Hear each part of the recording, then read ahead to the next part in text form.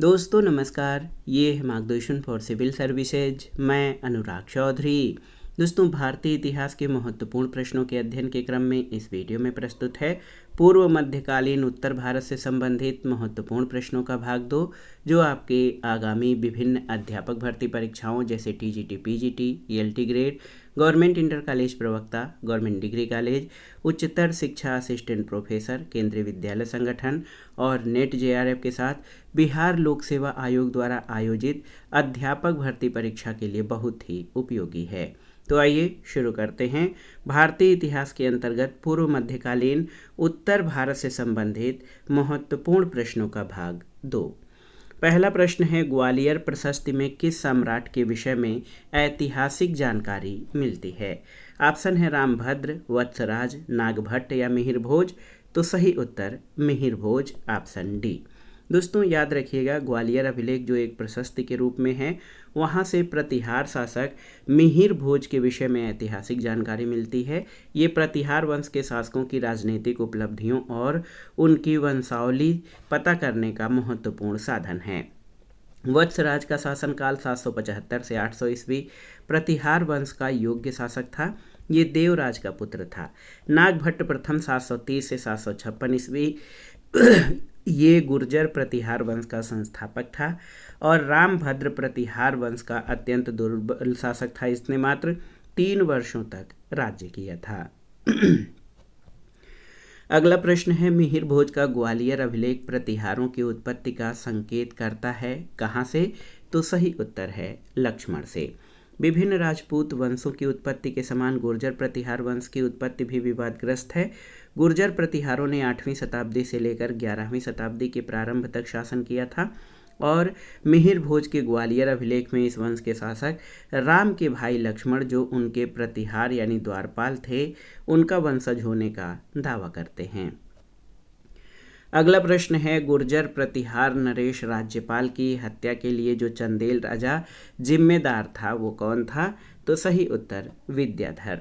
राज्यपाल जो विजयपाल का पुत्र था, इसने 1018 ईस्वी तक कन्नौज पर शासन किया। उसने महमूद गजनवी के सम्मुख आत्मसमर्पण कर दिया और कन्नौज पर मुसलमानों का अधिकार हो गया।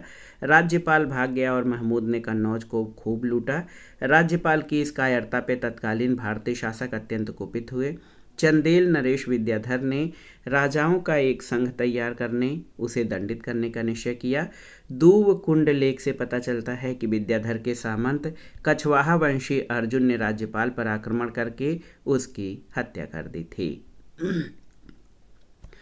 अगला प्रश्न है, प्रतिहार कालीन प्रमुख कला केंद्र कहाँ है? आपको बताना है। तो सही उत्तर ओशिया में। प्रतिहार कालीन प्रमुख कला केंद्र ओशिया बहुत ही महत्वपूर्ण है। ये जोधपुर में है। ये राजस्थान के जोधपुर में स्थित एक नगर है। ओशिया को मंदिरों की नगरी कहते हैं। यहाँ के सभी मंदिर और स्मारक 8वीं से 12वीं शताब्दी के मध्य बनाए गए थे और यहाँ के स्मारक नागर शैली में बनाए गए हैं। ओसिया को मंदिरों की शैली के कारण राजस्थान का भुवनेश्वर कहा जाता है।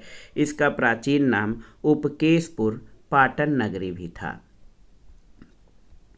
अगला प्रश्न एक ग्रंथ के बारे में है। इसमें पूछा गया है कि रामायण मंजरी किसके द्वारा लिखी गई है? तो उत्तर है क्षेमेंद्र के द्वारा। रामायण मंजरी के लेखक क्षेमेंद्र हैं। उनकी अन्य रचनाओं में भारत मंजरी और दशावतार चरित्र शामिल हैं। अगला प्रश्न है दोस्तों, परमार वंश का शक्तिशाली शासक कौन था? आपको बताना है। तो सही उत्तर भोज। भोज परमार वंश का शक्तिशाली शासक था। इसके समय में राजनीतिक और सांस्कृतिक दोनों दृष्टियों से परमार राज्य की अभूतपूर्व उन्नति हुई। उदयपुर लेख में उसकी प्रशंसा करते हुए कहा गया है, पृथु की तुलना करने वाले भोज ने कैलाश से मलय पर्वत तक तथा उदयाचल से अस्ताचल तक की समस्त पृथ्वी पर शासन किया। उसने अपने धनुष बाण से पृथ्वी के समस्त राजाओं को उखाड़कर उन्हें विभिन्न दिशाओं में बिखेर दिया और पृथ्वी का परम प्रीतिदाता बन गया। परमार वंश के बारे में जो अन्य महत्वपूर्ण तथ्य हैं आप जान लीजिए। परमार वंश की स्थापना 10वीं शताब्दी के प्रथम चरण में उपेंद्र या कृष्णराज नामक व्यक्ति ने की थी। परमार वंश का प्रथम स्वतंत्र और शक्तिशाली शासक सीयक अथवा श्रीहर्ष था। परमार शक्ति का उत्कर्ष मुंज के समय में हुआ। मुंज कला और साहित्य का महान संरक्षक था। उसने अनेक कृत्रिम झीलों और मुंज सागर का निर्माण कराया था और उसके दरबार में पद्मगुप्त, धनंजय, धनिक, हलायुध आदि विद्वान रहते थे। अगला प्रश्न है, मेरुतुंग की प्रबंध चिंतामणि में किस वंश का वर्णन किया गया है? तो सही उत्तर परमार वंश, ऑप्शन डी। बहुत ही महत्वपूर्ण प्रश्न है। आप देख सकते हैं दोस्तों कि मेरुतुंग की रचना प्रबंध चिंतामणि में परमार वंश का वर्णन है। जैन लेखक मेरुतुंग की कृति से परमार वंश के इतिहास, विशेषकर गुजरात के चालुक्य शासकों के साथ उनके संबंधों का ज्ञान होता है। पद्मगुप्त द्वारा विरचित नव सहसांक चरित से भी परमार वंश की ऐतिहासिक जानकारी मिलती है। परमार शासक वाकपति मुंज और भोज स्वयं विद्वान और विद्वानों के संरक्षक थे। मेरुतुंग के प्रबंध चिंतामणि से जानकारी मिलती है कि भोज ने चालुक्य नरेश भीम पर आक्रमण करने के लिए अपने जैन सेनानायक कुलचंद के नेतृत्व में एक सेना भेजी थी। अगला प्रश्न है, कहा जाता है कि एक परमार शासक ने चालुक्य शासक तैलप द्वितीय को 6 बार परास्त किया था। उसका क्या नाम था? तो सही उत्तर वाकपति मुंज। परमार वंशी शासक वाकपति मुंज ने कल्याणी के शासक चालुक्य शासक तैलप द्वितीय को 6 बार परास्त किया, किंतु अपने मंत्री रुद्रादित्य की सलाह को न मानकर गोदावरी पर जाकर तैलप से युद्ध किया और मारा गया। परमार वंशी शासक सीयक द्वितीय ने राष्ट्रकूट नरेश खोट्टिग को पराजित किया। भोज ने कोकण को जीता और गुजरात के चालुक्य शासक भीम प्रथम की राजधानी अन्हिलवाड़ को लूटा। भोज के अंतिम दिनों में कलचुरी नरेश लक्ष्मीकर्ण ने संघ बनाकर उसकी राजधानी धारा पर आक्रमण किया और इसे लूटा था। अगला प्रश्न है, वह शासक जिसने साहित्य और कला के क्षेत्र में सर्वाधिक योगदान दिया? ऑप्शन है आपके यहाँ पर देखिए, धर्मपाल, धंग मिहिर भोज या परमार भोज। तो सही उत्तर परमार भोज। सिंधुराज के बाद उसका पुत्र भोज परमार वंश का शासक हुआ और भारतीय इतिहास में उसकी ख्याति उसकी विद्वत्ता और विद्या और कला के उदार संरक्षक के रूप में है। वो स्वयं विद्वान था और उसकी उपाधि कविराज थी। उसने ज्योतिष, काव्यशास्त्र, वास्तु आदि विषयों पर महत्वपूर्ण ग्रंथों की रचना की और धारा के सरस्वती मंदिर में एक प्रसिद्ध संस्कृत विद्यालय की स्थापना कराई। उसकी राजधानी धारा विद्या और विद्वानों का प्रमुख केंद्र थी। आईने अकबरी के अनुसार उसकी राजसभा में 500 विद्वान निवास करते थे और भोज की रचनाओं में सरस्वती कंठाभरण, श्रृंगार प्रकाश, प्राकृत व्याकरण, कूर्म शतक, श्रृंगार मंजरी, भोज चंपू, युक्ति कल्पतरु, समरांगण, सूत्रधार आदि विशेष रूप से उल्लेखनीय हैं। युक्ति कल्पतरु और समरांगण सूत्रधार वास्तु शास्त्र के ग्रंथ हैं। अगला प्रश्न है कि परमार शैली का सर्वाधिक महत्वपूर्ण केंद्र किसे माना जाता है? तो आप जान लीजिए, परमार शैली का सर्वाधिक महत्वपूर्ण केंद्र उदयपुर है और धार के परमार वंशीय शासक उदयादित्य के समय उदयपुर का काफ़ी विकास हुआ। उदयेश्वर मंदिर इंडो आर्यन शैली के चरमोत्कर्ष का एक अच्छा उदाहरण है। उदयपुर बीना और विदिशा के मध्य है और यहाँ के प्रमुख स्थल बीजा मंडल का मकान, पिसनारी का मंदिर और शेर खान का मस्जिद है। अगला प्रश्न है दोस्तों, निरालंबा सरस्वती यानी सरस्वती अब निराश्रय हो गई है, उस पर एक कवि की शोकाभिव्यक्ति किस मृत्यु या किसकी मृत्यु पर की गई थी? तो सही उत्तर है भोज परमार के। राजा भोज परमार शासक था। परमारों का पहले शासन केंद्र उज्जैन था। उसके बाद राजधानी धारा स्थानांतरित कर दी गई। राजा भोज की मृत्यु के बाद विद्वानों ने धारा नगरी के बारे में कहा, अद्य धारा निराधारा निरालंबा सरस्वती पंडिता खंडिता सर्वे भोज राजे दिवंगते, यानी राजा भोज द्वारा वैज्ञानिक उपकरणों पर लिखी गई पुस्तक समरांगण सूत्रधार है। अगला प्रश्न है, अभिलिखित वाग देवी की प्रतिमा कहाँ से प्राप्त हुई है? आपको बताना है। बहुत ही महत्वपूर्ण प्रश्न है। वाग देवी की प्रतिमा कहाँ से प्राप्त हुई है? तो सही उत्तर आपका हो जाएगा धार से। अभिलिखित वाग देवी की प्रतिमा धारा यानी धार मध्य प्रदेश से प्राप्त हुई है। परमार शासक भोज ने महान मूर्तिकार मंथन से भूरे रंग के स्फटिक पत्थर से वाग देवी की प्रतिमा का निर्माण करवाया था। भोज ने धारा में भोजशाला या शारदा सदन नामक संस्कृत विद्यालय की स्थापना कराई। भारतीय ज्ञानपीठ पुरस्कार का प्रतीक चिन्ह वाग देवी प्रतिमा इसी की प्रतिकृति है और भोज का सरस्वती कंठाभरण काव्य वाग देवी की स्तुति से प्रारंभ होता है। अगला प्रश्न है दोस्तों, देखिए महत्वपूर्ण प्रश्न है, सीयक द्वितीय का उत्तराधिकारी कौन था? तो सही उत्तर है सीयक द्वितीय का उत्तराधिकारी मुंज था। मालवा के परमार वंशी शासक सीयक द्वितीय के दो पुत्र मुंज और सिंधुराज थे।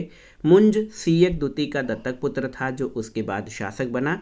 मुंज ने उत्पल राज, श्री वल्लभ, पृथ्वी वल्लभ आदि उपाधियां धारण की और कल्याणी के शासक तैलभ द्वितीय के सेनाओं को उसने 6 बार हराया, किंतु अंत में पराजित हुआ और मारा गया। मुंज के बाद क्रमशः सिंधुराज और भोज शासक बने। सिंधुराज ने कल्याणी के चालुक्य शासक सत्याश्रय को पराजित किया। भोज विद्वान शासक था जिसने सरस्वती कंठाभरण, श्रृंगार मंजरी, सम्रांगण सूत्रधार और युक्त कल्पतरु ग्रंथों की रचना की थी। अगला प्रश्न है, किस चाहमान शासक ने अजमेर नगर की स्थापना की थी? आपको बताना है। तो सही उत्तर अजय राज ने। बहुत ही महत्वपूर्ण प्रश्न है, आप देख सकते हैं दोस्तों। पृथ्वीराज विजय के अनुसार चाहमान शासक अजय राज ने अजमेर नगर की स्थापना कराई और उसे अपनी राजधानी बनाया। अजय राज के पास एक टकसाल गृह भी था जिसमें विविध प्रकार के सिक्के ढाले जाते थे। उसकी राजमहिषी सोमल्ल देवी की बहुसंख्यक और कई आकार प्रकार की रजत मुद्राएं प्रकाश में आई हैं, जिससे उसके साम्राज्य की समृद्धि सूचित होती है। मथुरा और उसके आसपास उसकी रजत मुद्राएं मिलती हैं और अजय राज ने अपने उत्तराधिकारी आड़ोराज के पक्ष में सिंहासन त्याग दिया और अपने जीवन के अंतिम दिन पुष्कर में तपस्या करते हुए बिताया था। अगला है, पृथ्वीराज चौहान किस तुर्की आक्रमणकारी से तराइन के द्वितीय युद्ध में हार गया था? तो सही उत्तर है मोहम्मद गोरी से। अजमेर का शासक पृथ्वीराज तृतीय 1177 से 1192 ईस्वी, ये पृथ्वीराज चौहान के नाम से प्रसिद्ध है। इसने 1191 में तराइन के प्रथम युद्ध में मोहम्मद गोरी को पराजित किया, किंतु 1192 में तराइन के द्वितीय युद्ध में उसकी पराजय हुई थी। अगला प्रश्न है, पृथ्वीराज चौहान ने मोहम्मद गोरी को किस युद्ध में पहली बार पराजित किया था? तो ये था 1191 का तराइन का प्रथम युद्ध। इस युद्ध में पृथ्वीराज तृतीय ने मोहम्मद गोरी को पराजित किया। पृथ्वीराज तृतीय के सामंत गोविंद राज ने तराइन के प्रथम युद्ध में गोरी को बुरी तरह घायल कर दिया और पृथ्वीराज तृतीय ने घोर अदूरदर्शिता का परिचय देते हुए भागती हुई मुसलमानी सेना का पीछा नहीं किया। अगला प्रश्न है, पृथ्वीराज तृतीय से जयचंद की पुत्री संयोगिता के विवाह का उल्लेख किस ग्रंथ में मिलता है? आपको बताना है। तो सही उत्तर पृथ्वीराज रासो में। दोस्तों, पृथ्वीराज रासो से पता चलता है कि जयचंद ने राजसूय यज्ञ और अपनी रूपवती कन्या संयोगिता के विवाह के लिए स्वयंवर का आयोजन किया। इस अवसर पर पृथ्वीराज को नीचा दिखाने के लिए उसने उसे आमंत्रित नहीं किया। पृथ्वीराज अपने कुछ चुने हुए सहायकों के साथ छद्म रूप में कन्नौज जा पहुंचा और संयोगिता को बलपूर्वक भरी सभा से उठा लाया। इससे दोनों के पहले से ही बिगड़े संबंध और भी कटुतापूर्ण हो गए, लेकिन अनेक विद्वान पृथ्वीराज संयोगिता कथा को ऐतिहासिक नहीं मानते। अगला प्रश्न है, पृथ्वीराज चौहान की राजधानी कहाँ थी? तो सही उत्तर अजमेर। पृथ्वीराज चौहान की राजधानी अजमेर थी। पृथ्वीराज चौहान की मृत्यु के बाद मोहम्मद गोरी ने अजमेर का शासन पृथ्वीराज चौहान के पुत्र को सौंप दिया। पृथ्वीराज चौहान की राजसभा में लब्ध प्रतिष्ठ विद्वान निवास करते थे, जिसमें जयानक भट्ट, विद्यापति गौड़, पृथ्वी भट्ट, बागेश्वर, जनार्दन, विश्वरूप आदि उल्लेखनीय हैं और चंदबरदाई उसका राजकवि था।